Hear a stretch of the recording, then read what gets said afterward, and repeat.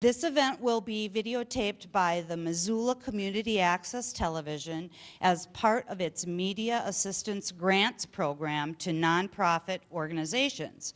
For more information about that grant, our next presentation is one that I just know you are all going to really enjoy.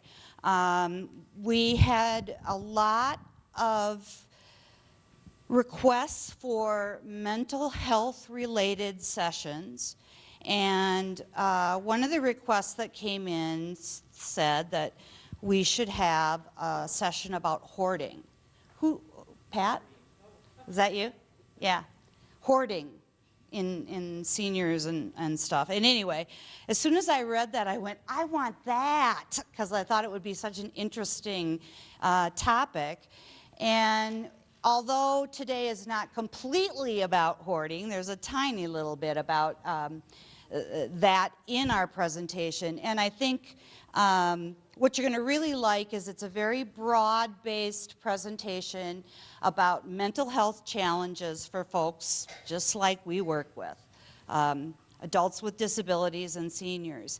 And just, I guess, for your information, please sit back and enjoy everything that, I mean, you're going to have a PowerPoint, so the information will be there. Of course, you can take notes if you'd like, but just sit and enjoy the presentation, because it's just going to be wonderful and you're really going to enjoy it.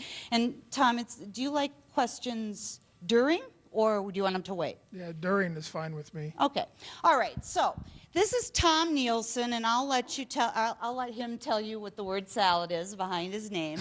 But Tom works for AMDD, which is Addictive and Mental Disorders Division at the Department of Public Health and Human Services. Tom has been so gracious as to join us both in Billings and here in Missoula, so I really would love you to give him a really warm welcome, and I will turn it over to you, Tom. All right, thank you. Well, thank you. How's everybody doing? Anybody tired after lunch? And the weather out there? This weather drives me nuts because it messes with my hair. You know, I work so hard on this, you wouldn't believe. You know, every morning, and then I come out and it rains and it looks like this. So I don't know. I always get kind of nervous when I do a presentation, and when I get nervous, I get kind of sleepy. I used to, when I was a younger man, I used to be a paratrooper in the military. And when we'd load up in our harnesses and go out to the tarmac and get ready to load up on the plane to go jump, and the cloud ceiling would be too low or some technical problem, we'd have to just lay out there on that tarmac, and all of us would just be snoring like you wouldn't believe out there on that tarmac. So when I get nervous, I'd get nervous before jumps, and I get nervous speaking to people, so I get kind of tired and I walk around, and if I get a kind of a narcoleptic event happen on and I fall, it's okay. We're okay. You know, I'll snore for about 2 or 3 minutes and then we'll be done. So, all right, my name's Tom Nielson. I'm relatively new to the state of Montana. I've only been here less than a year. I came from the state of Idaho. I've worked in mental health since 1986. And that's why my hair looks like this. You know. Mental health is a very challenging and very complex issue in our society. I work for the Addictive and Mental Disorders Division. I'm a licensed clinical professional counselor in both the states of Montana and Idaho. And in Idaho, I haven't transferred it over yet, but I was an advanced certified drug and alcohol counselor. So, can you go ahead? So, does anybody have any experience with mental illness? Not personally. I'm not asking that. All right. So we have some. So a mental illness are characterized by abnormalities in cognition, emotion, or mood, or the highest integrative aspect of behaviors such as social interaction or planning for future activities. And when we say integrative action, you know, for social activities and interaction and activities, that means functional deficits. it impairs their ability to function within society. Right? Symptoms of mental illnesses or problems with behavior clearly reflect variations or abnormalities in the brain function. So a mental illness is an abnormality in brain function. It's a chemical imbalance, right, for majority of the mental illnesses.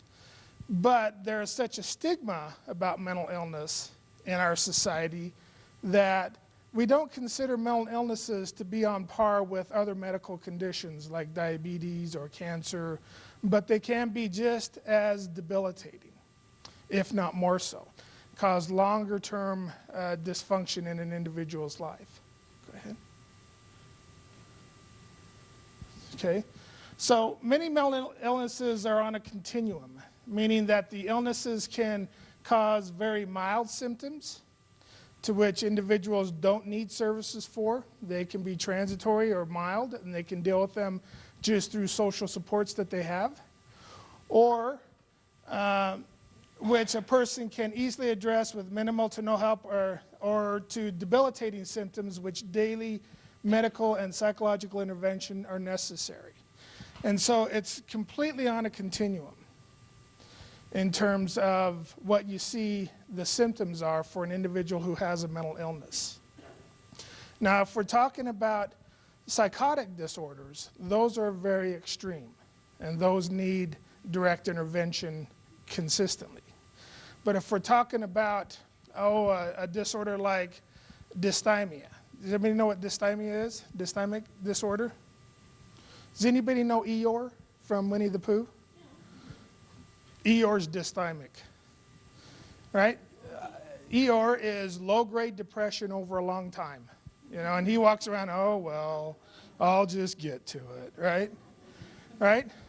And so it is a person who is melancholy, right? But they function fine. They are able to go to work. They're able to interact with their society. They're able to interact with their loved ones. They're able to interact with all the people that they function with, but they still have a degree of depression, right? That is a completely different intervention than is necessary for a person who, say, has schizoaffective disorder, who is schizophrenic and has a major depressive disorder at the same time. They're hearing voices, they're seeing things that we don't see, and then their mood is so flat and they're so depressed that they cannot function within society. Right? Manifestations of mental illness vary with age, race, gender, and culture. And that's a key point, especially with the culture. In America, since 1987, I don't know if you all are aware of this, but I just read a report on it. Since 1987, the prescription of psychotropic medications has increased 400%. Right? So is that a cultural issue, or are we just getting more mentally ill? Right? And so, but part of that is the economic process that we function in. Is anybody aware of the DSM, Diagnostics and Statistic Manual for Mental Illness? Well, 60% of the psychiatrists who wrote the DSM-4 have business affiliations with pharmaceutical companies, right? And so that is kind of a troubling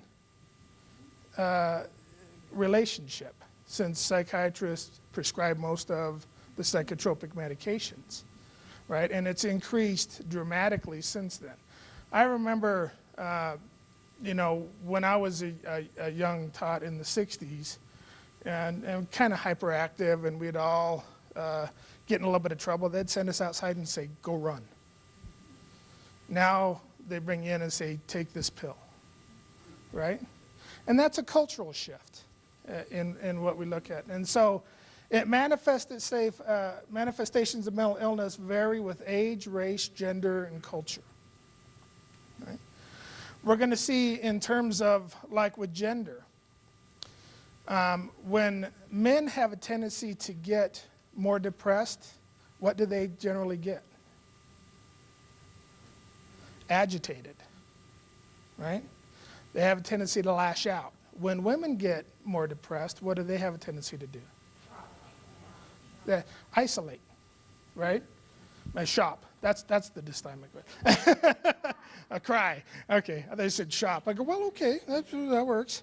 That's probably just as good as a pill, right? So gender, we see the manifestation of the symptoms of a mental illness play out differently. All right, next one. So last time I did this presentation, I got a lot of questions about the disorders that fall under the categories that are in the DSM. So I just added this there. Under mood disorders, and mood disorder is affect disorder, right? It's depression, right? The mood disorders that fall under that are major depression with psychotic features, major depression without psychotic features, dysthymic disorder, we already talked about that one, that's the EOR, right? Anxiety disorders fall under mood, post-traumatic stress disorder, panic disorders, generalized anxiety, obsessive compulsive disorder that correlates with hoarding, right? Agoraphobia, and just plain phobias. Now, does everybody know what those terms mean? So, agoraphobia is the fear of going out in public, right? They have a great fear, and so these individuals might tend to isolate quite a bit and not go out in public. Panic disorders are they have fear of specific items, fear of specific issues. And because mental illness is so complex, the issues could be as simple as a glass of water, or it could be as complex as fear of flying. All right? So symptoms that you see with mood disorders, sustained feeling of sadness, right? For depression is insomnia, decreased appetite, psychomotor retardation, which means they just don't function well. Right? Anhedonia, what that is a loss of pleasure of doing the things you used to like to do. So they find no pleasure in the things that they enjoyed doing for many years. Irritability, apathy, poor motivation, social withdrawal, hopelessness, poor self-esteem, feeling of helpless, suicide ideation, and attempts.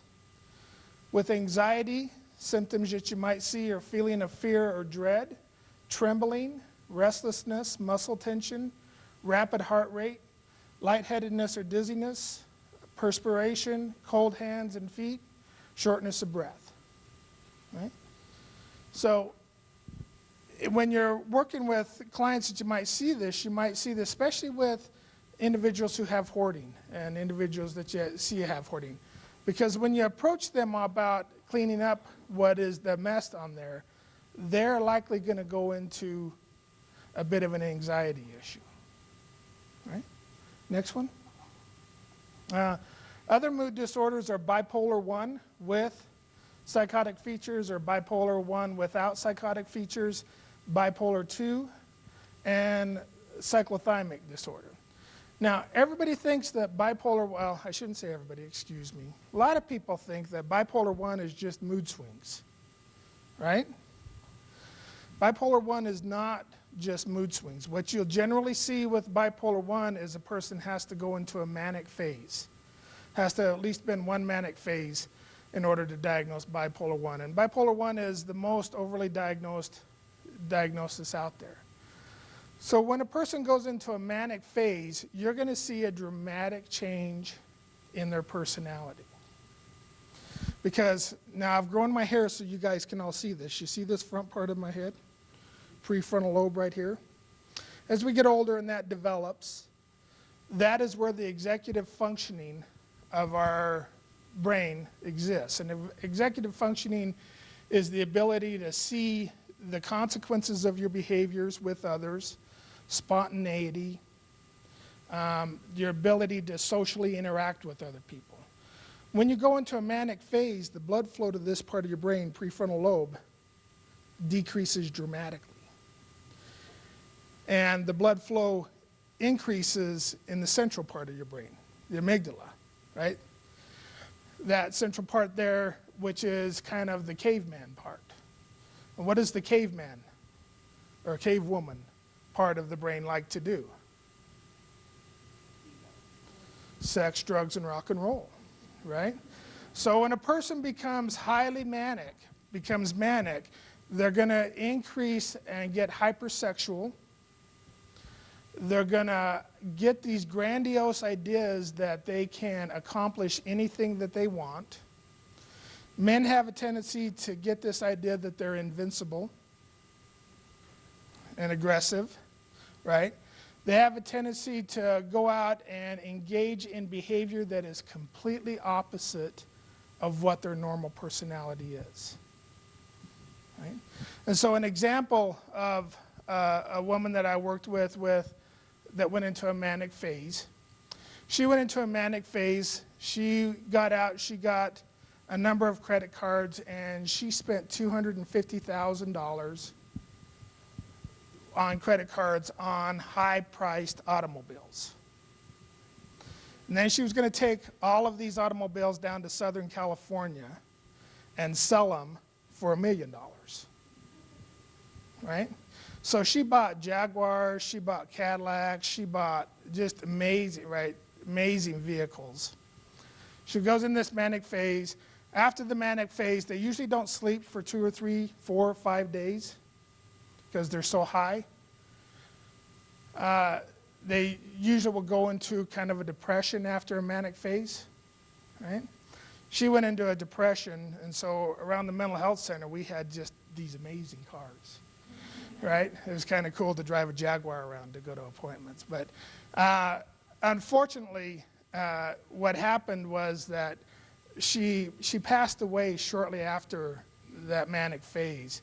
So at the mental health center, we had like $250,000 worth of high-end cars that we didn't know what to do with, right?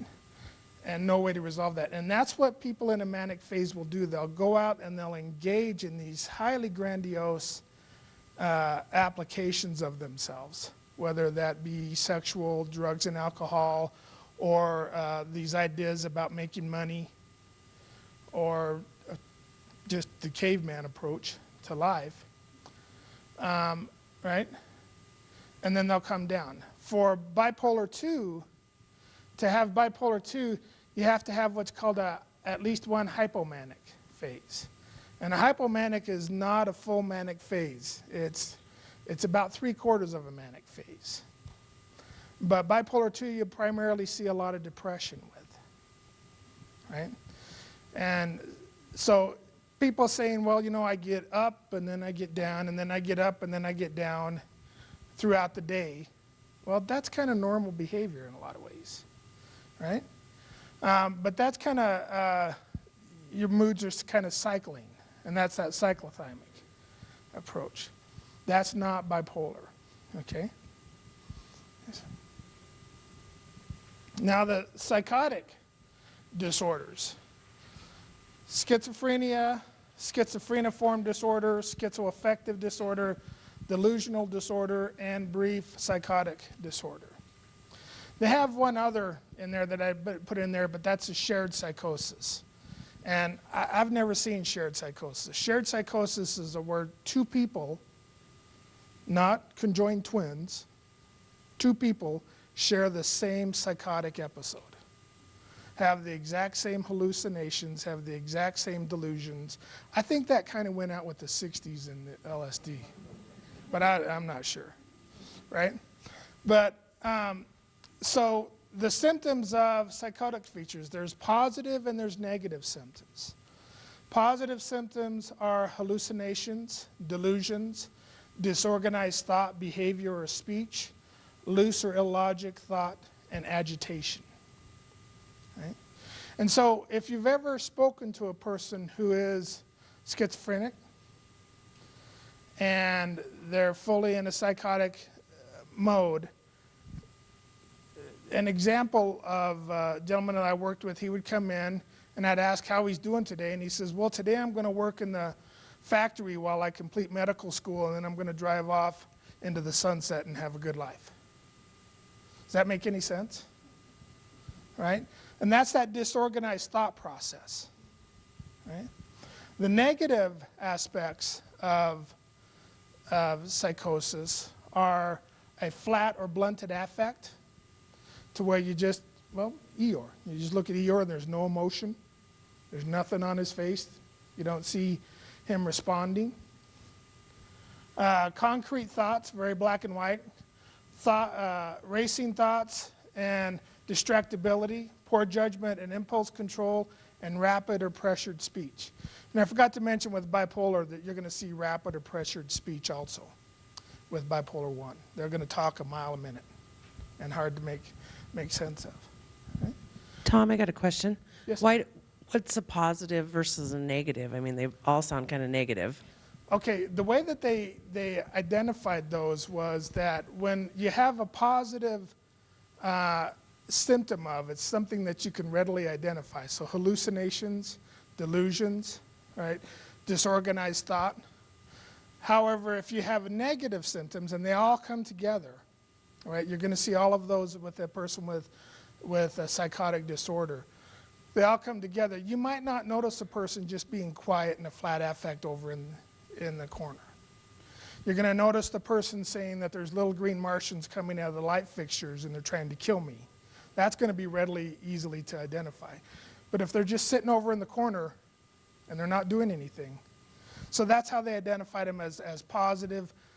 And I don't know how they came up with that, but they just stated that the more direct symptoms that you see are the positive. Yes, ma'am. Are you going to address the causes, whether it's all genetic, some of it being environment?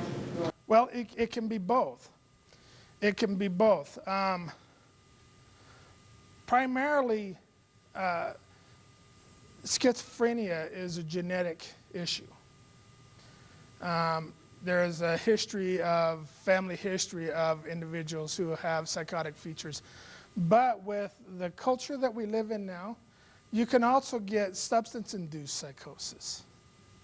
And with the substances that are out there like spice or bath salts, those are causing people to be directly psychotic and dangerous. And so the environment and genetics play a huge role in the environment of the facilitation of a mental illness. And that's why, we talked about at the early beginning of that it's kind of on a continuum between age, gender, and culture. And so with the culture that we have in America, we seem to see mental illness kind of increasing. Does that answer your question? Okay, so then there's personality disorders, and there's 3 clusters of personality disorders. There's cluster A, which are kind of the odd and eccentric individuals. Anybody here ever watch Seinfeld? Anybody ever see Kramer? That's a cluster A personality disorder. Just kind of bizarre, just kind of odd.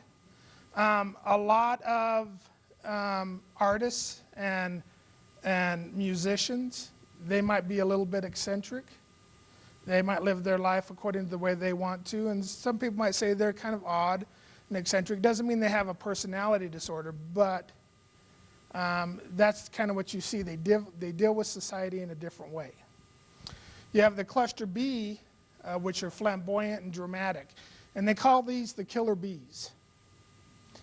And the 4 personalities that fit into cluster B are histrionic personality, narcissistic personality, antisocial personality disorder, and borderline personality, right?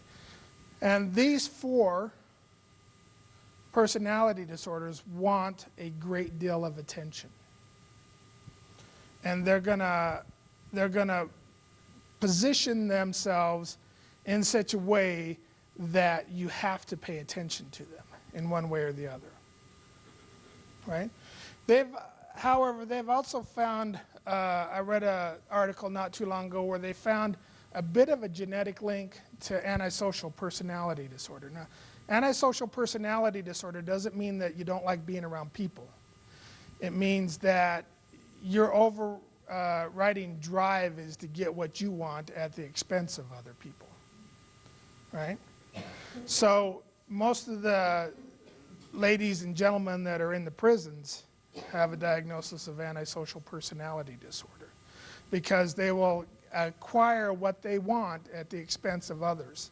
And they don't care if they harm others. They don't care if they abuse others. They don't care if they rob and steal from others. Right? But they've shown a bit of a genetic marker to that disorder, and they've found out that some usually have a pretty violent temper also. They found out that low-grade Risperdal can effectively help with those behaviors on those individuals. But we also have to think about as we progress as a society, our genetics don't progress as fast as our culture does. Right? 150 years ago, if a person got on their horse and rode west and shot anybody that got in their way and conquered the land, what did we call them? Sure? Or a hero, right? Pioneer. Today, what do we call them? Murderers. And what do we do with them? Yeah. And genetically, we don't change a whole lot in 150 years. Right? And if you think about cultural in our society, how long was that behavior going on to where you just went out and you got what you wanted? Thousands of years. How long has it been since we said, no, don't do that, you got to ask? Not too long, right? So symptoms are characterized by problems in cognition, just the way that they think, not their ability to think. Ways of perceiving or interpreting self, others, and events. Effectivity, range, intensity, and appropriateness of effective responses. Impulse control, tendency to be reactive, lack of appropriate behavior control. Interpersonal functioning, and so they have difficulty in occupations and social functionings. Within that cluster B is the borderline personality disorder. And borderline is personality disorder to where the person perpetually feels like they're inept or they cannot be loved. And so they're searching for that interpersonal connection with somebody else. And generally, what they find is that you'll find a person with this disorder, they fall in love very quickly. But they also fall in hate just as quickly. And so they'll love you at one moment, and then if you just say one thing that's off, or do one thing that they don't like, they absolutely hate you. And it's that emotional roller coaster ride. And a lot of people with that disorder, 98% of, and I don't mean this in a derogatory way, but 98% of individuals with borderline personality disorders are females. And of those personality disorders, the vast majority of them came from a highly abusive childhood to where they didn't develop those developmental skills because of physical or sexual abuse. Right? And so it's a really tragic. Then the cluster C are the fearful and anxious individuals. Kind of one of the jokes that goes on in mental health is one of the best marriages you can have is you can have a narcissistic personality disorder, a person that thinks they deserve everything in life and it needs to come to them, and marry a dependent personality disorder because they think they got to give everything to a person, right? So they dance really well, right? But it's a very unhealthy relationship for the dependent personality person because they're going to be abused. Next one. The other category in the DSM is intellectual disabilities. They used to call this mental retardation. It went from mental retardation to developmental disabilities. Now it's intellectual disabilities. right? Borderline intellectual functioning, mild, moderate, severe, profound intellectual disabilities or mental retardation, autism spectrum disorders, and dementia, right? And symptoms of these refer to generally the general ability to organize, process, and recall information. You'll see memory loss, inability to process information, inability to learn new information, problems with attention, problems with concentration, and language difficulties, right? And the intelligence quotient, there's a standard deviation of 15 that you look for. And so standard IQ is 85 to 115, but there's a dramatic difference between a person with an 85 IQ and a person with 115 IQ. 85 IQ could probably not make it to college. A person with 115 IQ could breeze through college fairly easily, right? And then standard deviation, and so you get into borderline, that's a person who functions slowly, 71 to 84 IQ, mild mental retardation 55 to 70, moderate 40 to 55, severe 25 to 40, and profound below 25. Right? Next one. Now then, here's how all of these disorders fit together. Because, yes ma'am. I'm sorry, I looked at that for a second. Intellectual disability. You referenced the 85 to 115 and 115 to breeze through college. Is it then it must be that they have learning disabilities? Well, learning disabilities are different from intellectual or developmental disabilities. Learning disabilities is the ability to learn, but you learn in a different fashion. And so it's not their inability to process information or collect information or remember information. They just have to have a process that teaches it to them in a different fashion. And so most people with with learning disabilities, they're fairly intelligent. But the visual processes that's primarily taught in teaching nowadays doesn't work well for them. Does that make sense? Okay. So these disabilities, they all come together in the center. And there's unfortunate that there are certain people that fall right here in the middle. So they could have a psychotic disorder, a mood disorder, a personality disorder, and have some type of intellectual disability. Right? Then the 4 factors that influence mental illness and impact the functioning or impact the severity of the symptoms are social interaction, substances. Many individuals with mental illnesses use substances. Do you know why? Self-medicating.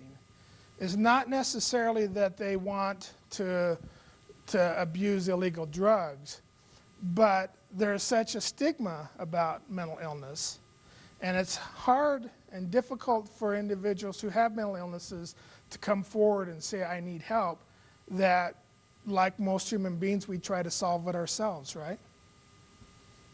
And so they might try to smoke marijuana and realize that that calms them down a little bit. Maybe the depression isn't so bad. Maybe the psychosis isn't so bad. What happens if you try something and it works? What do you generally do? Try something else that works. And you build up tolerances. And so many individuals have what's called co-occurring disorders with substances and mental illnesses. But also the spiritual aspect and the medical aspect dramatically affect individuals. And so what the purpose of going through this really quickly was for you was to show you how complex mental illness can be. It's not as easy as just talking to a person, having them tell you some concerns that they might have, and then saying, okay, you have this disorder, go away. Right? Because that's not what it is. Mental illness encompasses the nature and the soul of an individual.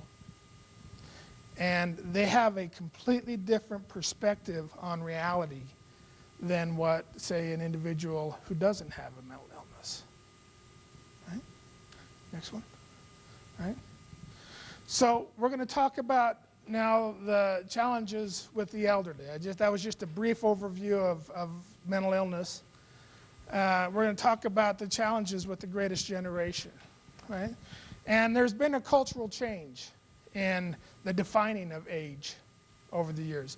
When I was growing up, life expectancy was 72, right? And everybody retired at 65, right? Well, luckily for me, Social Security has changed it. Now I can't retire at 65. But our culture has defined elderly in different phases. Elderly is more visible. They have the young old and the old old. Young elderly are individuals 65 to 75, independent with good health and financial security. Older elderly, past age 75, depending on others. Oldest old, over the age of 85, is the fastest growing population of the elderly. Right? Segment, and 67% of that segment are females. Right? But with the advancement in medical technology, we're living longer. Right?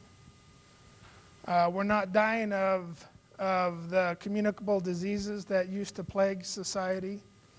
We're not dying of injuries that used to not be able to be healed by medical professionals.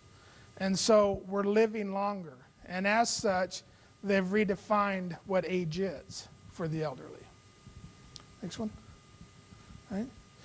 And so here are the 5 top mental illnesses that the elderly face. They face depression. They face Alzheimer's disease, dementia, anxiety, and suicide ideation. Right?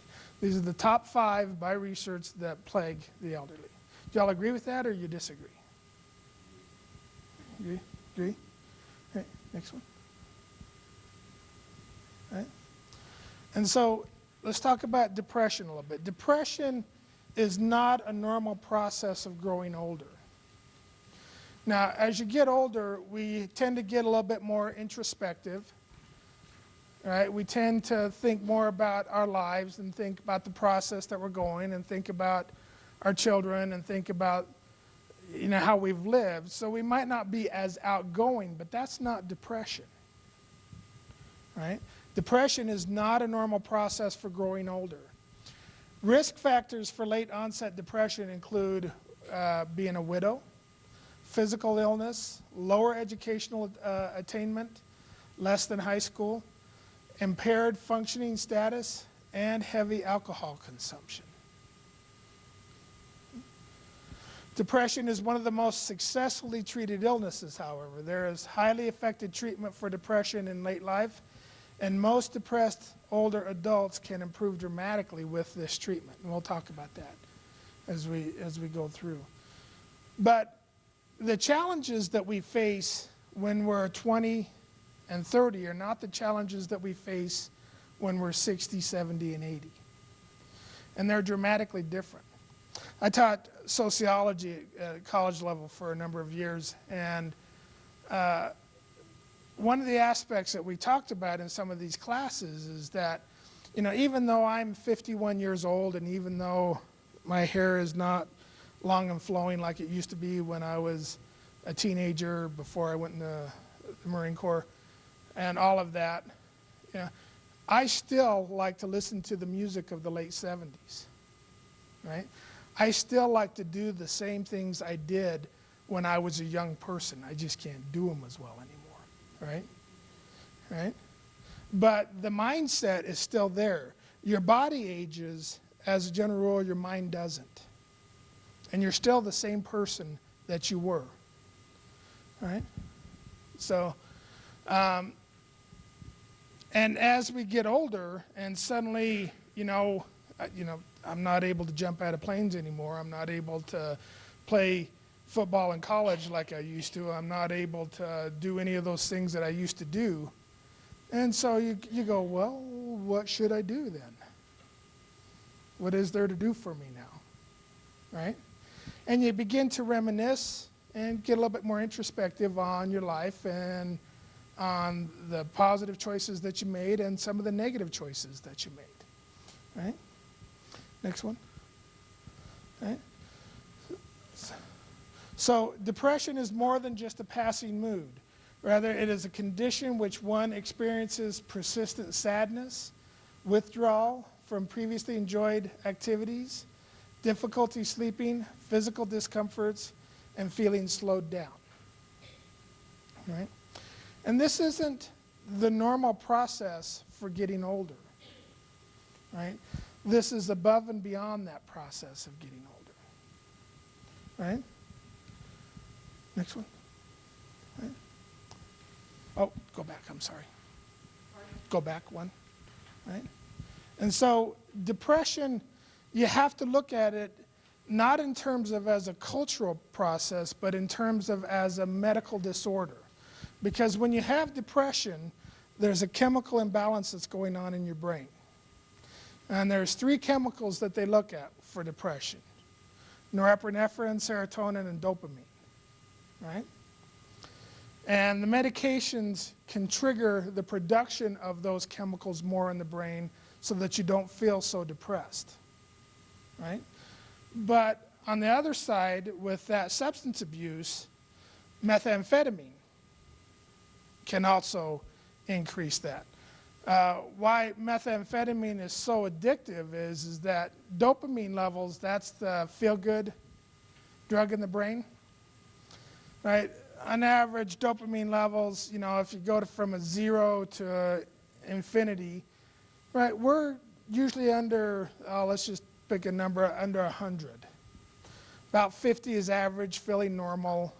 We engage in an activity that we really enjoy, our dopamine level will go up to, say, 75. The highest dopamine level you can get, say, is 100. You take one hit of methamphetamine and it shoots your dopamine level up to 1200, right?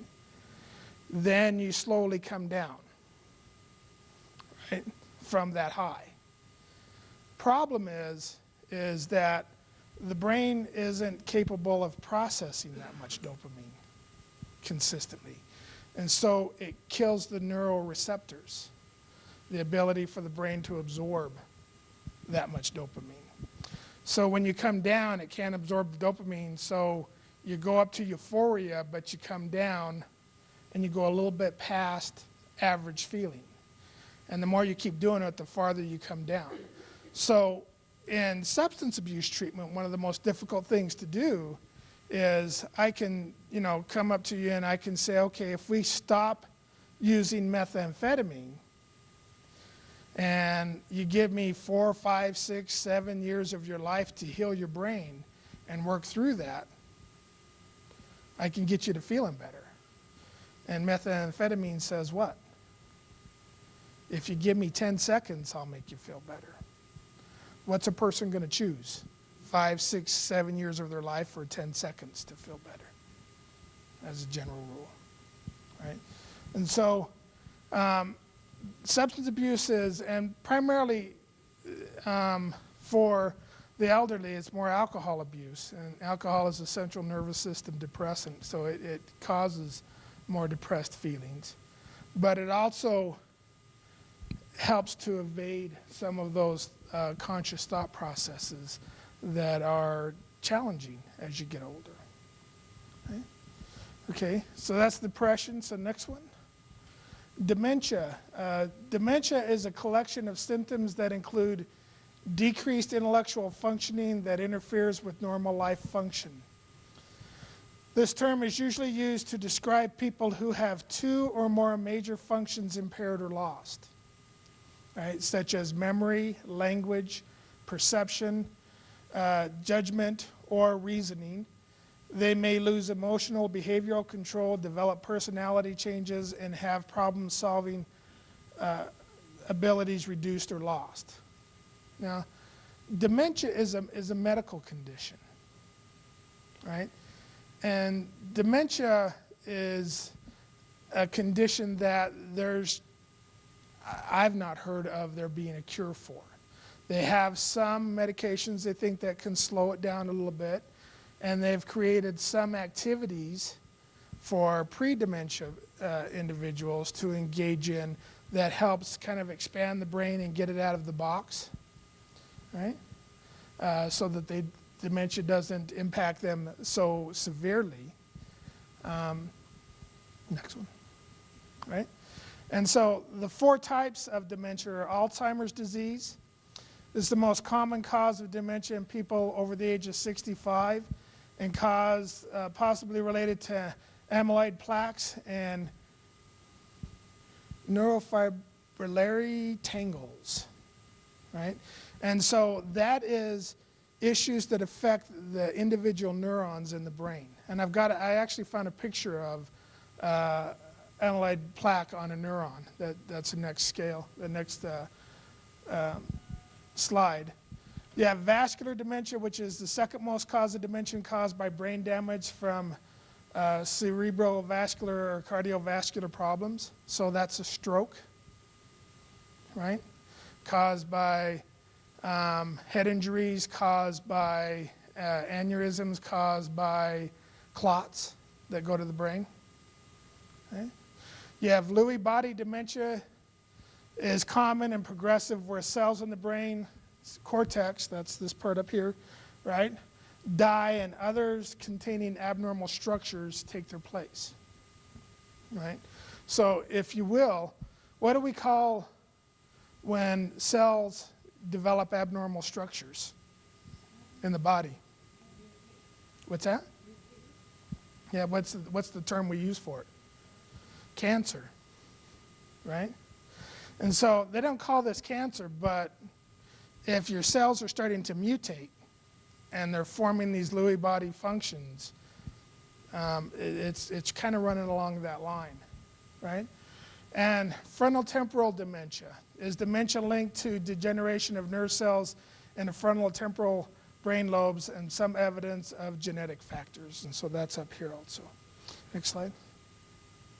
And so here's a neuron that I found a study on, and the amyloid plaque, and they've magnified this 3,200 times, but you see this plaque starting to develop on this neuron, right? That's what they think is the primary cause of Alzheimer's disease. Right?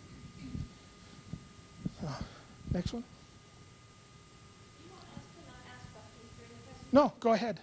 I was just wondering, I see in the back you're going to cover a little bit on treatment, but in terms of dementia, and there not being any medications that are proven to be very helpful, are there other treatment modalities that people with dementia who are starting to experience dementia do? Primarily it's medication, but they've also developed some brain activity puzzles and scores that you do that get you to think and process information in a different way that might stimulate these neurons so that they're not developing this plaque buildup or these tangles. And I've got the website for those on those slides as we go through. So now anxiety, all right, more older adults affected by anxiety than depression. Why would that be, do you think? What do people as they get older get stressed about? Ma'am? Health? Loss of control. Loss of significant other. Finances. Yeah, I was listening to that presentation before on retirement, and what they say that only 14% of Americans are truly ready for retirement. I don't know about you all, but how many of you all stress about finances from time to time? Anybody? Okay, right? And so when you get older and you're retired and you're not working and you're on a fixed income, Do you think that stress level is going to go up or is it going to go down? Right? Right? And so anxiety is more prevalent than depression among the elderly. Studies have shown that generalized anxiety disorder is more common in the elderly, affecting 7% of seniors, than depression, which affects 3% of seniors. Right? However, yes, ma'am. Would this be worldwide as well? Well, it changes cultural. I'm talking primarily United States. Okay. Changes with culture, but as we saw when I was talking about mood disorders, anxiety is part of a mood disorder, right? And so generally when you see a person with high anxiety, you're going to see a person with a degree of depression. And generally when you see a person with a degree of depression, you're going to see a level of anxiety that goes along with that, right? Because mental illnesses also carry along with them functional disabilities. And you have to have functional disabilities to be able to be diagnosed with a mental illness, right? And functional disabilities are the ability to interact in your job, the ability to interact with your family, the ability to interact in society, the ability to just basically control and manage your life, right? Because if we're going to have a mental illness, that means it's going to alter our perspective of reality. True? And if something alters our perspective of reality, is it going to alter the way we interact with society and our loved ones? Right? And so you have to have functional deficits that come with mental illnesses. Right? And as you get older, with those functional deficits and the concerns that you might have about finances, about health, about all of those stressors, social stressors, anxiety can build. Right? So depression and anxiety go together in the elderly as they do in the young. Right? There's no difference. Right? With almost half of those with major depression also meeting the criteria for anxiety, and about 1/4 of those with anxiety meeting the criteria for depression.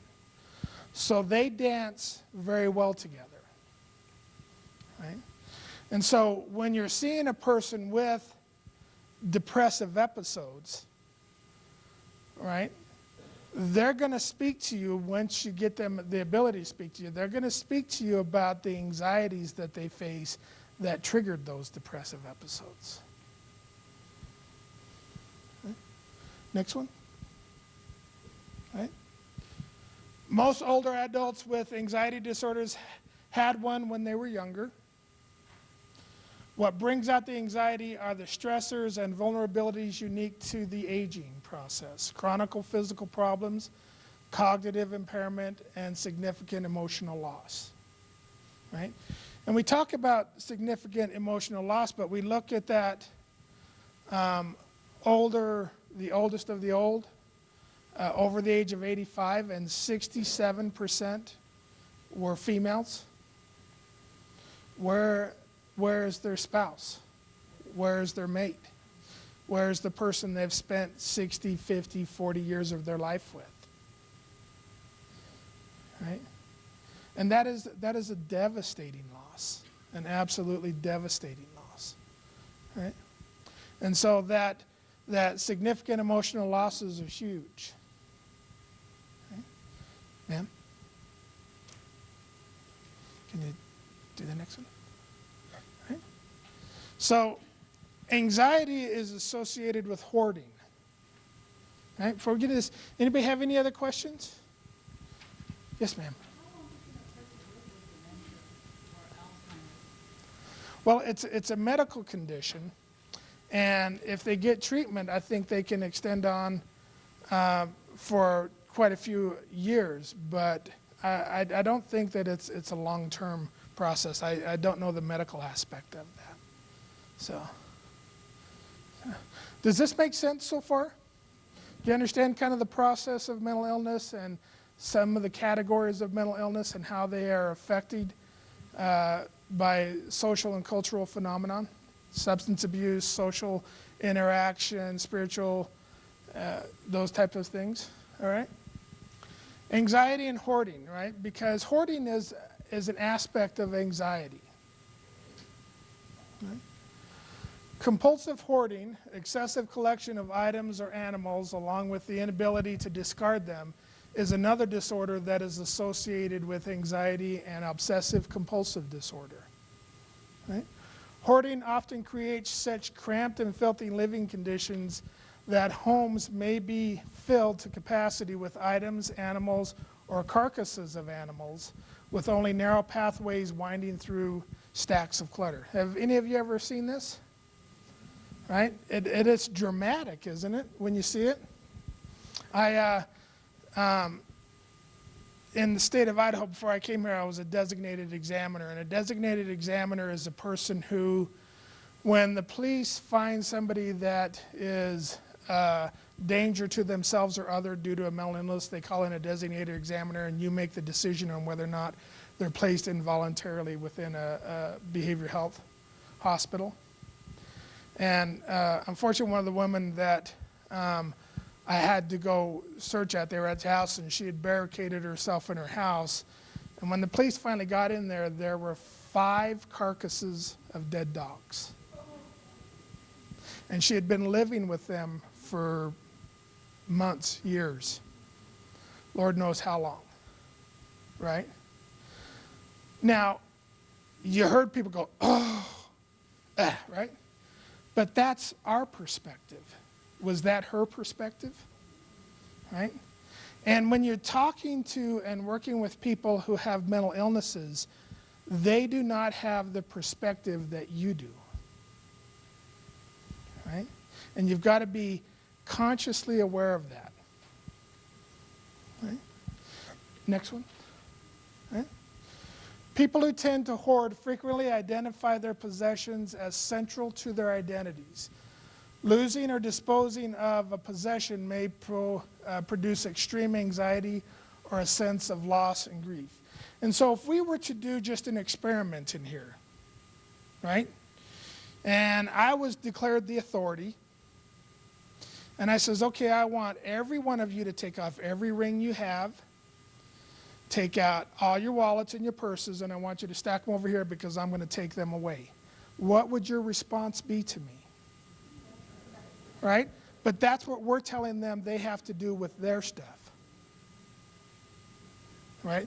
We're telling them that because this is a health hazard, because this is a safety hazard, that because this is against city code, you have to get rid of your possessions.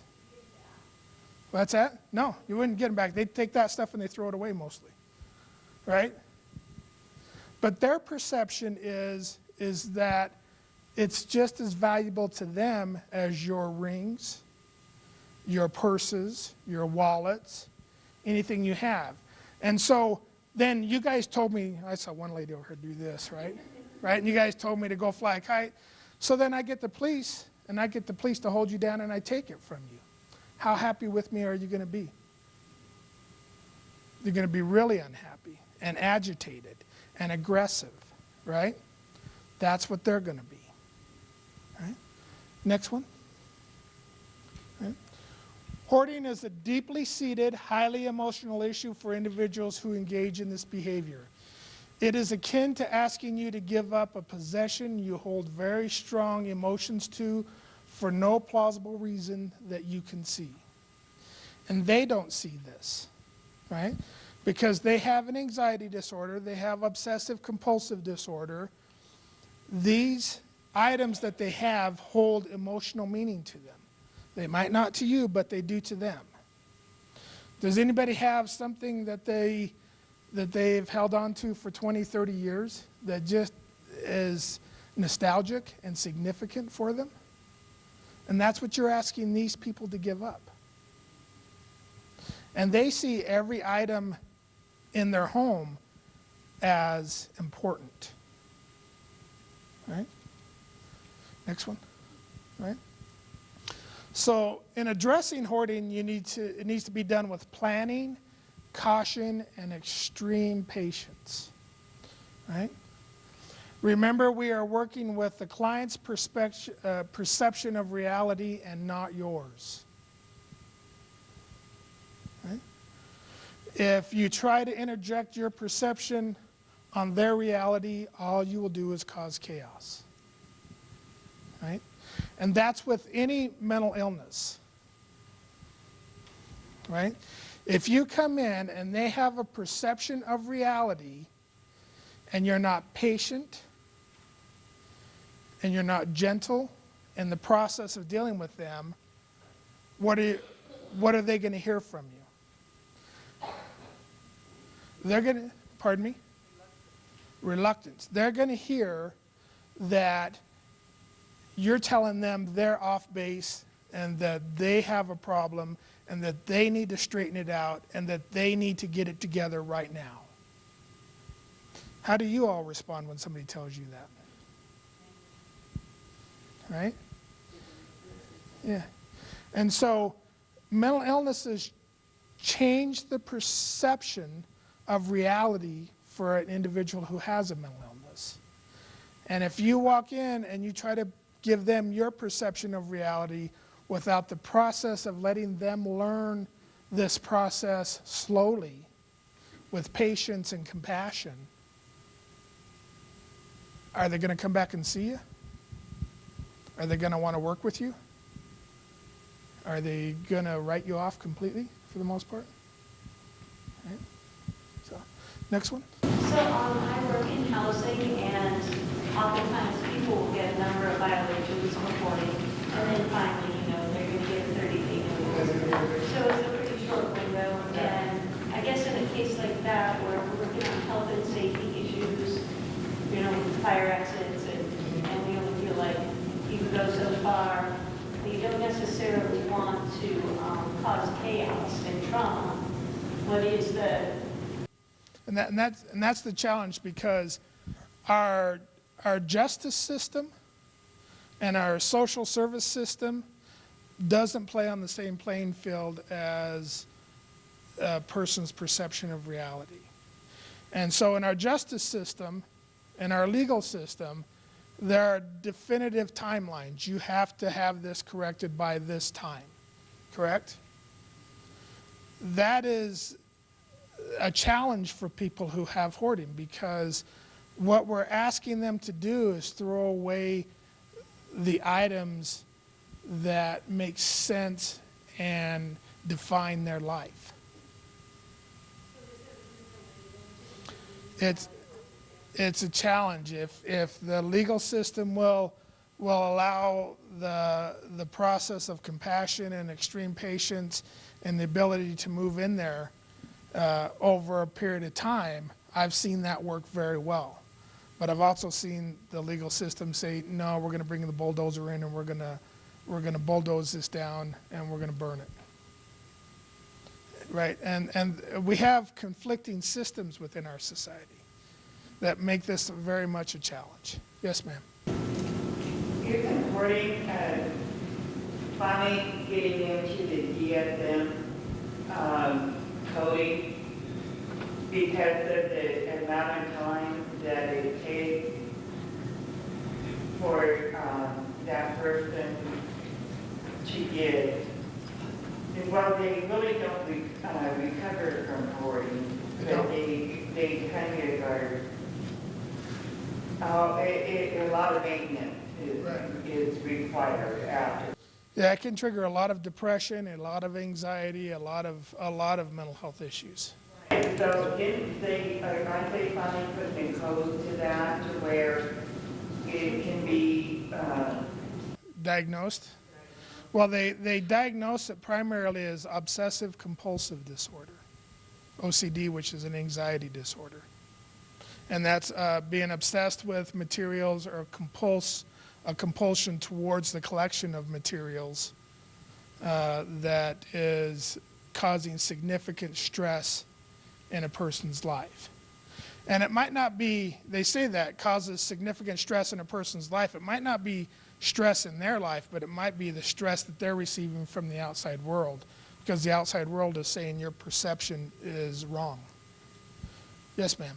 So for hoarding, people who there's no like medication or things that can be given folks? And do you find that people who are crossovers at any of those? Well, there are some medications, and we're going to talk about that a little bit. They have anti-anxiety medications. One that is used quite often that I've seen psychiatrists use and stuff. And I'm not a medical professional, so I can't talk about the depth of the medications, but I've seen them used for 20-some years.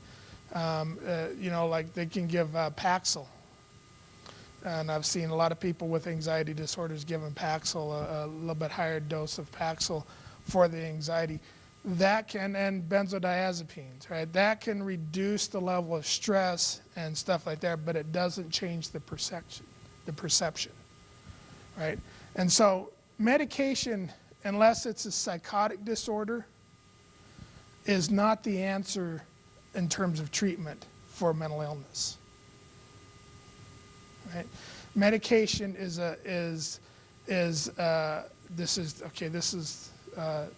opinion according to Tom. You can read it in a book in Tibet somewhere, right?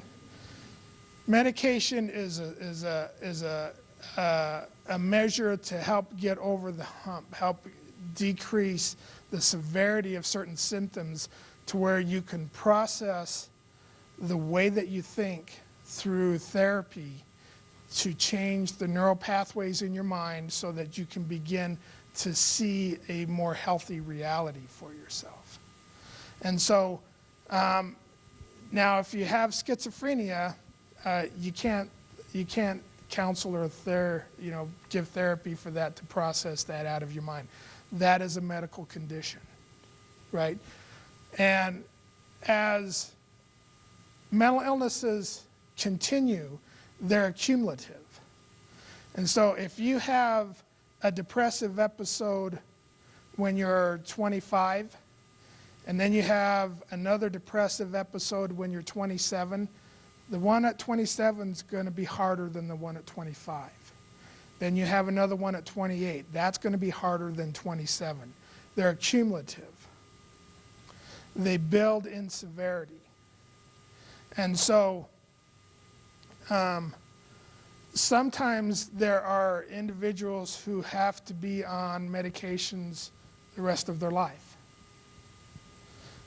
The process in terms of therapy and counseling is the process to help them to regain their sense of perception, that they can socially interact with society and society won't begin to pressure them to make changes that they don't feel are appropriate in the way they're acting.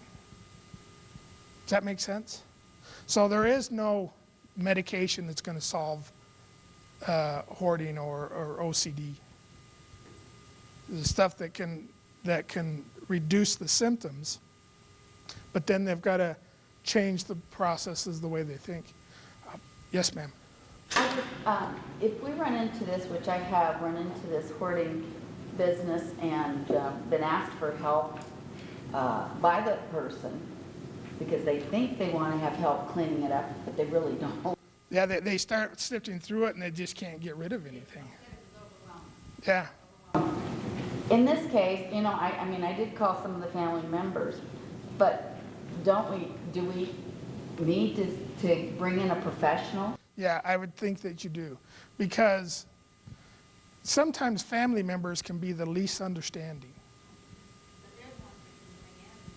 Yeah, I mean, but if you have a brother or sister and you've lived with them for 40 years, you're not going to be real patient about telling them your opinion, right? You're going to just do it. And I think if you get to a point of extreme hoarding, to where it is causing significant impact in a person's life, yeah, you need to bring in a professional in the process to help them deal with that. Because just going in there and taking everything that they have is going to make the anxiety and the depression worse. Yes, ma'am. There are a lot of trained people in that area, so when you're saying, oh, bring somebody in, is that true across the state of Montana that everybody has that resource? Well, I've only been in Montana a few months, so I don't know for sure on that. And then with OCD, can it be also the opposite, which is things have to be Yeah, that can be obsessive compulsive too. Yeah, I used to when I had a person come in and I was doing therapy and they'd say that they had OCD, I would deliberately take a book and make it out of order, because a person with true OCD is going to notice that. They're going to notice that really quick, and they're going to get up and they're going to get up and they're going to make that book back in place. Or I would take a picture and tilt it, right, to see how extreme their symptoms were. Not as a joke, it wasn't a trick, but it would give me a sense, an observation of how extreme they were holding on to everything's got to be in order. And so you have certain people with OCD, they don't hoard, but they'll wash their hands 5 times an hour because they're concerned about germs, or everything will be just spick and span. They'll spend 15 hours a day cleaning, right? And so not all anxiety is hoarding. It's just a small percentage of the anxiety that get into hoarding. Next one. All right. So now let's talk about suicide a little bit. How are we doing on time? I have a tendency to go long. So suicide and suicide ideation. And these are some statistics in America and some statistics within Montana. You know that Montana has one of the highest rates of suicide in the nation as a state? So in 2010, 5,994 Americans over the age of 65 died by suicide, for a rate of 14.9 per 100,000 people. The national rate was 12 per 100,000. So that says that Americans over the age of 65 have a higher rate of suicide than the national average. Right? The rate of suicide for women typically declined after age 60, after peaking in mid-adulthood, 45 to 49. Right? 85% of elderly suicides were male. The rate of male suicide in late life was 7 times greater than that of female suicide. Why is that, do you think? What is so different about the male perspective or presence in life than the female perspective? Present life. Maybe males don't have the fear factor and also the fact that they have a accessibility to firearms and know how to use them. Okay. Men are usually typically tied more to their careers and they identify themselves with like their job. Yeah. Yeah. Men have a tendency to truly identify themselves with their career. And then suddenly they retire and they don't have a career anymore, and there's something that they've done and they've identified with for a long time. Right? I see a lot of women going, yeah, I know they do. Right? Yeah, so they seem to lose a sense of self when they retire to some degree. So retirement's got to involve a great deal of planning, right? Not only for financial, but for social and mental health and self-esteem perspectives, right? You know, because I remember thinking, you know, God, when I was 20-something, yeah, God, I can't wait to retire. I'm going to go do all these things. I'm going to do all this stuff. And now I'm 50 and I'm going, God, I'm not going to be able to do those things anymore, am I? You know, and so your perception changes. And perception is huge in life. We all live according to our perception. And I'll tell you a story in my life of perception. My parents were older when I was born. They were in their 40s, right? And that's 62, so they were quite a bit older. And my dad, on December 7th, 1941, do we all know what that date is? Right? Was working on his Model A Ford out in his yard with the radio on, listening to music, when it was announced over the radio that the Japanese had bombed Pearl Harbor. And the next day he went down and he enlisted in the Marine Corps. and he fought through the Pacific in World War II, right? So here I am, a senior in high school, and I just turned 18, and I just went down and I enlisted in the Marine Corps, and I come home to my dad and I go, Dad, guess what? I've joined the Marine Corps. And I thought he was going to be excited for me. I thought he was going to be happy. And I've never seen my dad so angry. Right? It just completely shocked me. You know, I was thinking this was a good thing. Right? And it brought back and it brought up a lot of memories that he had that he didn't want his child to go through. And I never understood that until 2007. I'm home. My son comes in and goes, guess what, Dad? I just joined the Marine Corps. Right? And it took 30 years for me to get my father's perception and understand that perception. It took 30 years for that to happen when my son said that exact same thing to me. Right? Because I knew that we were in wars in Iraq and Afghanistan, and when I was in the Marine Corps, I got deployed overseas and faced combat and all that kind of stuff also. And you don't want your child to go through that. You don't ever want your child to go through that, right? And so, first thing that happened to me is I felt that, oh my God, kind of thing come up, and I thought, okay, I'm not going to yell at him, right? Not going to do what my dad did to me, right? But, I mean, I was anxiety-ridden for I don't know how long. And I didn't fully understand my father's perception until I experienced the exact same thing, right? And we all go through that, right? We all go through our own perceptions. And they can be perceptions on the smallest things to the largest things. How many insignificant events cause you to get agitated?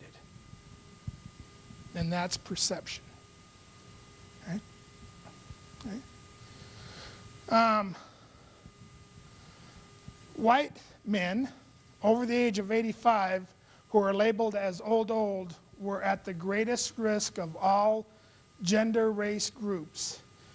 In 2010, the suicide rate for these men was 50.8 per 100,000. Right? National average is 12.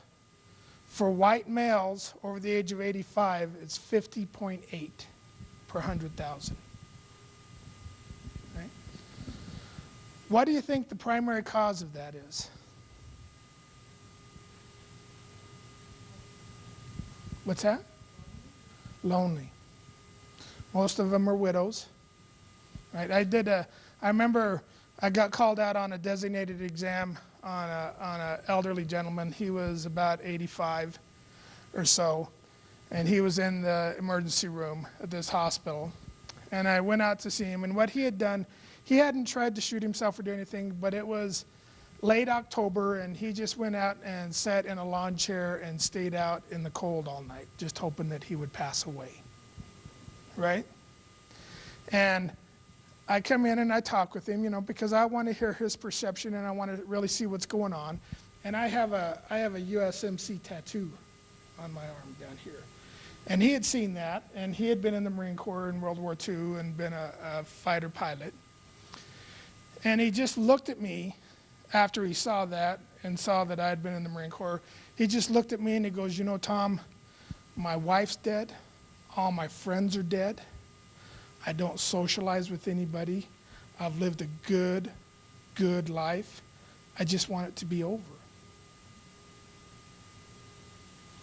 That's tough to argue with, right? And then here's my perception. Well, you know, I can't let you do that, right? I'm going to have to put you in a hospital and make sure that you're monitored all the time and make sure you get on medication and make sure that, right? You see how oppositional that can be at times? Right? So, very high rate of suicide for white males over the age of 85. Next one. Right. Risk factors for elderly suicide, one being male. Right.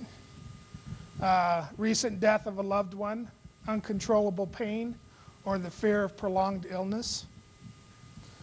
perceived poor health, social isolation and loneliness, major change in social roles, retirement. So just things that we were talking about.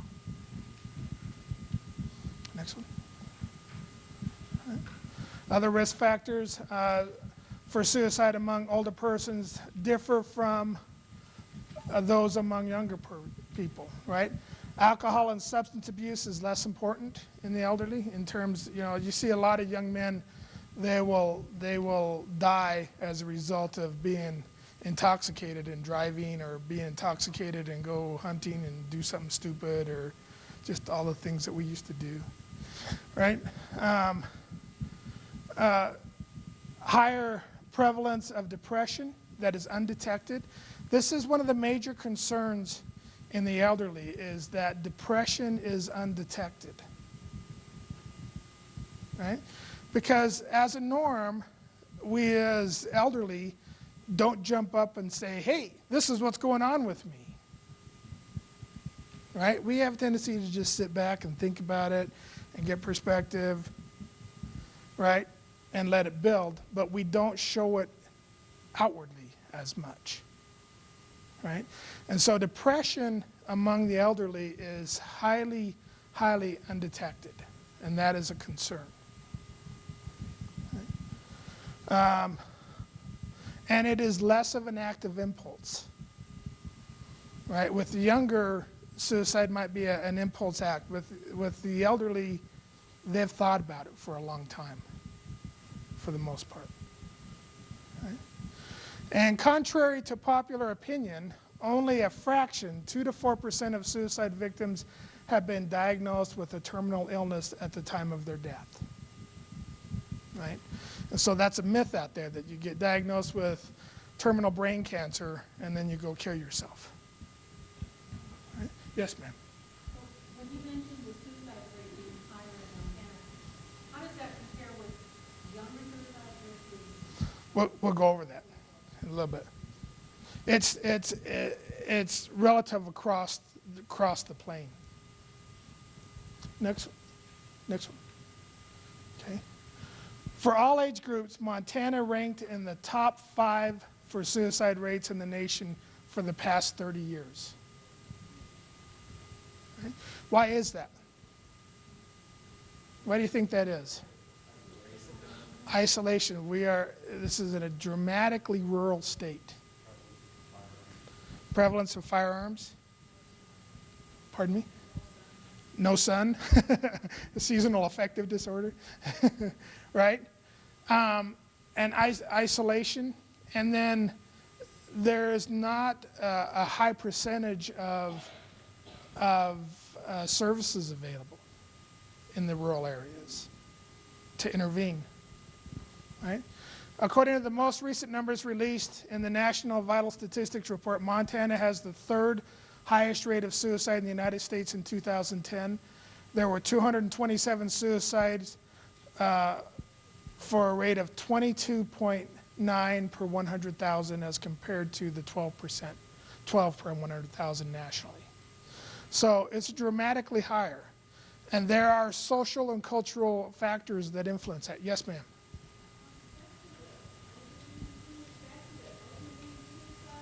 No, that's for just all across the board. Oh. Suicide. What would be something that we could do? Say, for example, I have some clients that are in their 90s, still in their home, but one of the top functioning takes road trips with her 70-year-old best friend, and I can tell just in the year that I've known him, the husband is declining. His health is okay, but it's like He's getting more socially isolated. Yeah, he's made some statements like, I'm just not any good anymore, and stuff like that. But he doesn't. But more frequently, I'm feeling that perhaps he may be thinking of doing something. Right, and we're going to talk about that in the next few slides, about treatment and intervention. Next one. All right. In Montana, males complete suicide at a rate of almost 3 to 1 compared to females. Next one. Yeah. Right?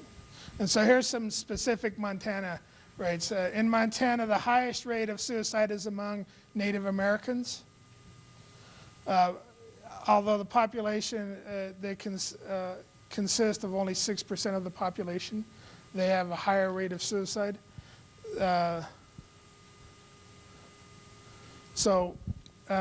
Native Americans, they had 27.2 per 100,000 in Montana, whereas the general population of Montana was 22. And then other races, they didn't even show. Right? Okay. So now that I've depressed everybody, right? Now that you all want to get up on your tables and jump off, right? Right? There is hope, and there is a great deal of hope, right? Medications, antidepressants and anti-anxiety medications have shown to be highly effective in treating symptoms of depression and anxiety, but they're not the cure. They're not the answer. They're a stopgap measure. They're a measure to get over the most severe symptoms. They're a measure to help them get over the hump, to be able to see a different perspective, right? Because when a person becomes mentally ill, their perspective gets almost to a tunnel vision. They only see what they want to see. They don't see the rest of reality around them. And that's a huge hurdle in helping them open their perspective. Medications can really help with that, right? And in that process, when they see other perceptions and perspectives, that's building neural pathways so that they can begin to think in a broader scope, right? Medication, go back. Medications and therapy, both individual and group, CBT, and that's cognitive behavioral therapy, in tandem have shown to increase the effectiveness of both interventions. And so with antidepressants and anti-anxieties, both therapeutic intervention has shown to increase the effectiveness of both, right? And, oh, one more. Jeez, you're patient. Yeah. Remember I said compassion, patience, and extreme. Jeez, I'm done. No. Socialization greatly decreases the effects of depression. And so part of what we were talking about, with that gentleman, and gentlemen are going to become more and more isolated. Men are going to become more and more isolated as they get older because they identify with having had a career, they identify with their friends, they identify with their social activities, and then those things they fade away as they get older, right? And so part of the intervention that you have to do is you have to mention that to them. You have to acknowledge that you see them isolating a little bit more and ask them to tell you what's going on with them. Because just getting a person to talk and express the hurt and the pain and the anger that's inside of them can relieve the level of depression and anxiety dramatically. Right? And so it's really hard to say exactly what's going to intervene on any given individual unless you're there and you have the perception of what that individual's doing, because we're all absolutely different. And what's going to work for me is not going to work for you. And what's going to work for you is not going to work for me. Right? And so acknowledging that you see this level of depression going on, ask them if you can help, ask them what's going on, and don't talk, but listen so that they have an opportunity to express what they want to express, and don't judge what they say because it's their perception, right? So, and in that socialization greatly decreased the effects of depression, and having social groups, churches, exercise groups, or just daily meeting down at the coffee shop and talking with your friends, that can dramatically help. Next one. Okay. And so we're going to talk a little bit about just a standard approach of intervention with individuals who you see have a reality-based perception that is not helpful or healthy for them, and how you begin to adjust that. And this is a very black and white approach of cognitive behavioral therapy, and it's the ABCDE model, right? And what the ABCDE model is, you cannot begin to change the perception of somebody by dealing with the broad spectrum of challenges that they face. You have to bring it down to the individual challenges that they face, the individual circumstances of the event that took place, right? And one way to help them process through that is to examine what took place, right? And so the ABCDE model examines what took place. First one is antecedent, what happened. Second one is behavior, how did they react, how did you react? And let them tell you how they reacted, right? Third one is consequence, what was the outcome?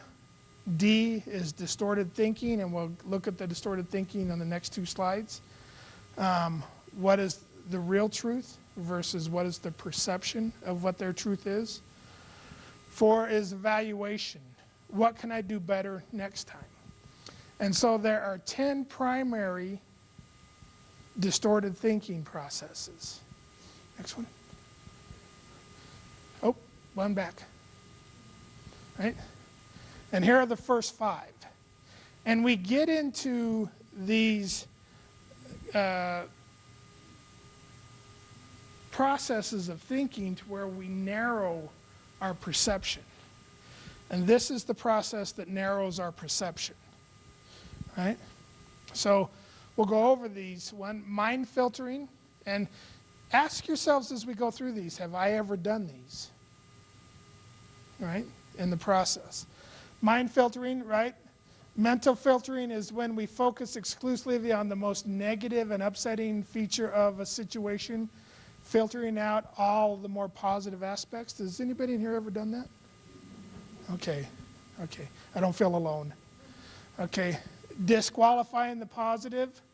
Disqualifying the positive is when we continually discount the positive experiences we encounter by stating that they don't count or dismissing them as unimportant. Right? All or nothing thinking. All or nothing thinking is when we view things purely in black and white. Anybody here do that? On certain issues in their life? It's either right or it's wrong. Remember George Bush after 9/11? Either you're with us or you're against us. Right? That was real black and white. Right? That perspective, I said, yeah, but that's not what it meant. Overgeneralization. Someone thinking in an overgeneralized way will often see a single unpleasant incident or event as evidence that everything is negative. Right? Jumping to conclusions. An individual who jumps to conclusions will often make a negative interpretation or prediction even though there is no evidence to support their conclusion. Next one. Catastrophization. Right? Catastrophizing, making a mountain out of a molehill. Right? Thinking in a magnifying or minimizing manner is when we exaggerate the importance of negative events and minimize or downplay the importance of positive events. Right? And I'll give you, I'll sacrifice myself and give you some examples of how some of these have played out in my life after we're done reviewing them. Personalization. A person engages in personalization will automatically assume responsibility and blame for the cause of negative events that are not under their control. It's all my fault. You know, if I wasn't this way, it'd all be different. Right? Shoulds and oughts. Individuals think in shoulds, oughts, or must have an ironclad view of how they and others should or ought to be. Right? Emotional reasoning. Emotional reasoning is when we assume feelings reflect fact regardless of the evidence. I feel it, therefore it must be true. I feel ugly and stupid, then I must actually be ugly and stupid. Or I feel guilty, therefore I must have done something bad to be a bad person. Right?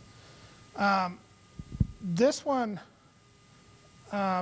plays deeply into the effects with veterans on that survivor's guilt. Right? Because they're always, in the military, you always train as a team. And what happens to the team is supposed to happen to everybody. Right? And when it doesn't happen to everybody, you have a tremendous amount of guilt because you survived it or you didn't get hurt. Right? And this one has a great deal of impact upon veterans who have depression and PTSD issues. Labeling. Labeling is an extreme form of all or nothing thinking and overgeneralization. Now I put down here on the bottom, I got these from this website. And you can look at that website and there's more that they'll discuss with you about. But if we go back to the ABCD, and I'll give you an example of this. And this is an example of how minuscule and minute issues can be in a person's life. Right? So in my 30s or early 40s, when my kids were teenagers, right, there was one rule in the house. One rule in the house. Because I stopped drinking in my 20s, right? So the one rule in the house is when I got home from work, there was one thing that I absolutely liked to have when I got home from work in the fridge, and that was a Diet Pepsi, right? So the rule in the house was if there's one Diet Pepsi left, you do not drink it, right? How narrow focused is that, right? Right? So I come home, long day work, kind of stressful, and it's an event that I looked forward to. I looked forward to coming home, getting ice in a glass, pouring a cold Diet Pepsi, and sitting down and relaxing. And I come home and I open the refrigerator, and I know there was Diet Pepsi there this morning, and there's nothing there now. Okay? So I catastrophized it. All right? I made a mountain out of a molehill. I didn't look at the compassion and preciousness of my children. I looked at, where's the damn Diet Pepsi? Right? So I overreacted. You know the rule. You know how I'm going to react when this rule is broken. You know what's going to happen. I don't want this to happen again. Over a 25-cent Diet Pepsi. Right? That must have been a lot of years ago. This is 20, right? It's 20. But you see how minor that issue is? But my psyche, my perception has said, that's a pivotal moment in my day. That's the moment that transitions me from work to home. Right? That's something that I look forward to. Right? So I overreacted, scared my kids. Right? And you don't even have perception that you're scaring your kids. What is your perception? I'm going to make this point. I'm going to make this point so dramatic that they understand they're not going to break this rule again. Right? And it's an insignificant point. Right? So then if, right, the consequences is I overreacted to them. So now then let's go to those distorted thinkings. Which distorted thinkings did I use? Did I catastrophize? Did I make a mountain out of a molehill? Did I neglect the fact that I had 2 beautiful children that I loved dearly, that were marvelous kids, but how dare you drink my 1 Diet Pepsi? Right? Did I overlook the fact that it was an easy solution of 5 minutes to just go get some more? Did I do the shoulds and oughts, you know, and neglect everything that was positive in life and just focus on the negative? Right? So then in that process, when you come down here and you evaluate, right, once you've identified these things and you come down here and you evaluate, you begin to process that out with that person. Well, what was the significance of that event? That's true, they never did. Until my son got older, and then he would deliberately do it. Yeah, that's fun. But, you know, what was the significance of that event in my life? Was it significant? No, it was an illogical perception, right? And so if I can begin to see that illogical perception and process that out, then my brain is going to begin to think of better ways to deal with that. And so after I evaluate, now it's not going to come over one event, right? You're not going to change your explosion or the person's reaction to an event by processing with it once, because neural pathways take a long time to develop. And the process of changing the way that you think takes a long time to develop, right? And so you can, what I did was, after I realized what I had done, I put a big sign on the refrigerator. That's the first thing that I read when I came in, and it said, it's no big deal. So that I read it every time I came in, it's no big deal. So if I opened something up there and it wasn't there, I wouldn't explode, right? And that's the process that you do with any individual on any item, and that's a pretty minor item, and it's just an example. But that's the process that you do. You come up with alternative ways to respond, and you give them visual clues or cues, and you give them a person to vent with and talk to in the process to learn that process, right? And that's issues as major as hoarding, or issues as minor as, you know, you took the last Diet Pepsi, right? Now, hoarding, you're going to have to do this how many times? Yeah, it's going to be a consistent interaction between the two of you, right? But you also have to remember that those events, those items that they're holding onto, they have tremendous significance and importance to these people in their reality. And so if you don't have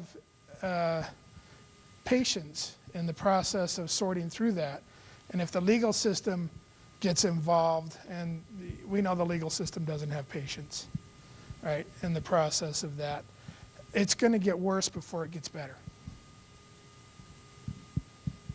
Right. Next one. Yeah, 2. Yeah. Okay. Now, for dementia, right? Dementia is an incurable disorder, but recent neurobiological research has made progress in arresting its onset, right? Neuroplasticity research and mental exercises to maintain brain plasticity which means the ability for the brain to function, has shown great progress in delaying the onset of Alzheimer's disorder. And you can look up some of these activities at this website. And that's written in the slide. I think that you have that there, right? And advances in medical intervention have also shown to delay the onset of certain types of dementia, and that's at this website. But dementia is an incurable disease at this moment, right? They've found ways to slow it down. They've found ways to exercise the brain so that the onset is later on in life. But right now, it's an incurable disease. But did you all read that study here just a couple of weeks ago in Britain, where they think that they've found a medication that completely eradicates the AIDS virus in the human body? And it's going under studies right now. Well, 10 years ago, was AIDS an incurable disease? A year ago, was AIDS an incurable disease? Now they think they've maybe found something that completely eradicates that. So there is always hope, right? And medicine is making leaps and bounds in terms of progress. I read an article here the other day that medicine is advancing at such a rapid pace that an individual who starts medical school and by the time they're finished, everything that they've almost learned, they've got to relearn in the process because they've made advances in the process of doing that, right? So, next one, right? For suicide ideation is tied to one's perception of reality. Depression, loss, loneliness, substance abuse, and anxiety can play a large role in defining a person's perception as they get older. There are interventions to help prevent suicide among the elderly. Next one. Right? One thing that they're trying to do is develop a lay provider calling tree to set up among senior volunteer groups to reduce isolation. Establishing a gatekeeper type intervention among this group would be beneficial to reduce the suicide risk, because the more they're isolated, the higher the probability of suicide is going to happen. The medical community serving this population could be trained in gatekeeper training and universal screening patients for depression, mental illness, and drug and alcohol abuse. Right now, right, the elderly, because we said that it's so undetectable, because the elderly don't talk about it when they go in to see their physician. So they go in, they get treated for their medical condition, but nobody asks them, how are you feeling emotionally, right?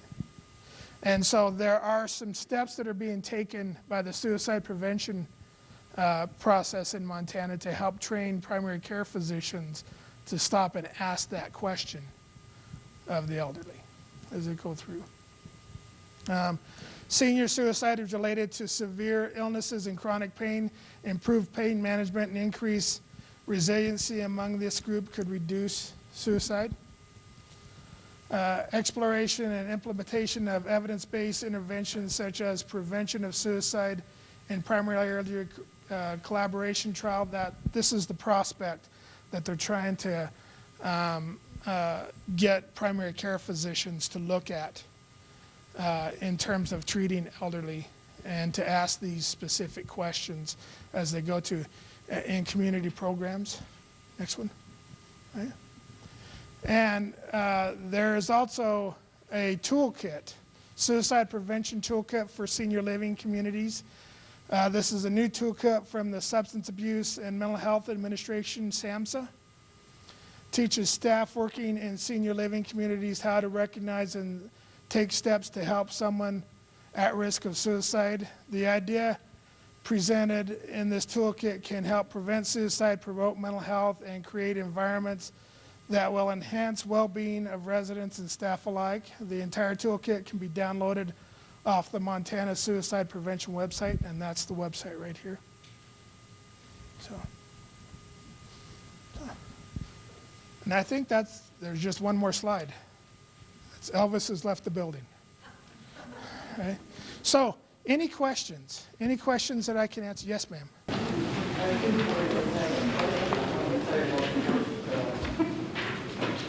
Hoarding, I know too about 30 years ago, and these people had the most sensitive land there is right next to the Garden of God in Colorado Springs. If they had their whole yard with cattle, I think ambulances, cars, everything like a Cadillac. No, the whole yard, they had big cars. If they had one Cadillac in there that was topless, and so, through rain, winter, and that, it was a very rare one, and they were offered $30,000 for that Cadillac and not sell it. But the worst part of it is the son was a serious mechanic, so my husband went over there with our truck to be fixed, after being out in the garage for a long time, and I drank nothing, diet Pepsi. You too, I understand. I had to use the bathroom, and I asked him where the bathroom was. He said, well, go around the front and knock on the front door. These cars come front, and I didn't like to do it. It's scary like a woman, his mother, but I knocked. And I went to the gate and let me in the door. The whole place, you could not see walls or anything. It was newspapers all the way, magazines, TV, dinner tray. You had, and that's 30 years ago, so I was slim then. You had to walk sideways to get around. There was one little place around the stove where they sat. How they never burned the place down, I don't know. But she finally got me sideways all the way to the bathroom. And there were brown paper sacks all through that bathroom. There was hardly any place to sit. And she said, use one of these paper sacks, don't put any paper down the toilet. Now that's hoarding. That's hoarding, yeah. One other issue that is predominant among hoarding in families with the elderly is that sometimes children will live with their parents, sometimes grandchildren will live with their parents, and elder abuse is on the rise in those events. And that's very sad because, these individuals have lived a good, healthy life. They've contributed great deals to our society. They deserve great honor and respect. And then for a family member to come in and physically abuse, emotionally abuse them is just uncalled for. So, yes, ma'am.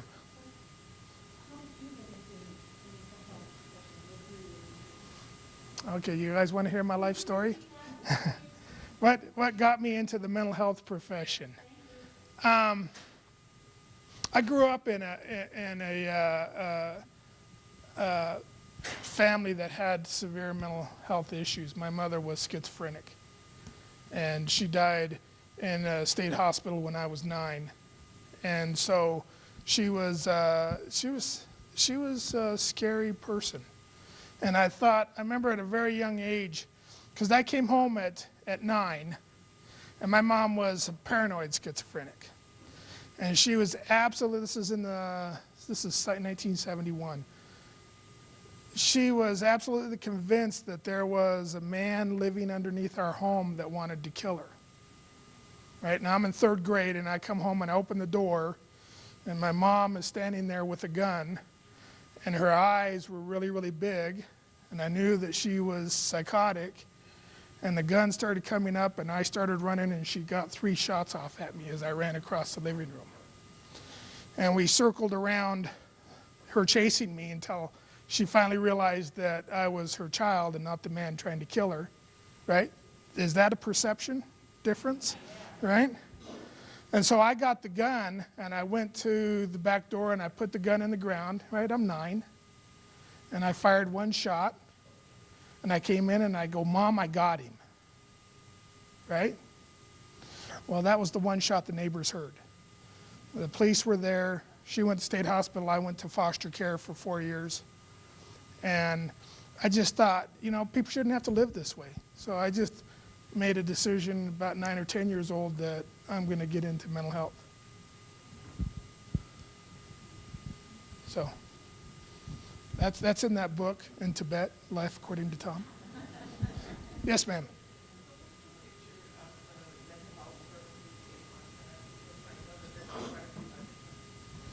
Well,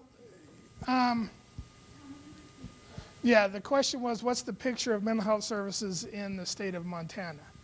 And like I said, I've been here 4 months, and I came from a completely different system than what Montana has. I came from a system in Idaho where mental health is processed through the state, and they have mental health facilities, mental health outpatient facilities in each region, and they work with the courts and they work with the public, and state employees do the mental health services treatment, and they contract out what is specifically needed. But in Montana, they do all the contracting out for the mental health services. And so right now there is some contention from what I understand. I don't deal with the budgets, but I understand there is some contentions among the contractors and the budgets that are being processed. And what we've been told, since I don't deal with the budgets, is that the decisions are being made by the governor and the cabinet and the director's office. And I understand that in a business model of mental health, money is always the primary factor, you know. And Montana has a business model of mental health with contracts for out-service providers. And if they don't get paid, they're not going to provide that service. And so there's some contention that's going on between those two, but I don't know the details of that. And so I don't think that this is just hearsay and rumor, so don't repeat it. I don't think that the funding for DPPH was for mental health was less than maybe last year, but I'm not sure. But I just don't think that they've processed through all those contracts yet. Well, I just know where we are. If I were to call somebody into mental health services, like a new referral, if I were to call today, it would be March before they could see a psychiatrist. And that's typical. That's really unfortunate. But yeah, psychiatrists, because there's so few of them, their demand is huge, and sometimes it can be months and months and months before you can get a person in there. That is a huge problem, because a person with a psychotic perception of life cannot wait months and months and months to be treated. And so there are a number of problems in rural states in terms of access to services that there's huge challenges. And I'm not sure how Montana's going to deal with that right now, because I'm still learning the Montana system. I don't quite know it yet. So, any other questions? Well, was this helpful? Give you a print filter? All right.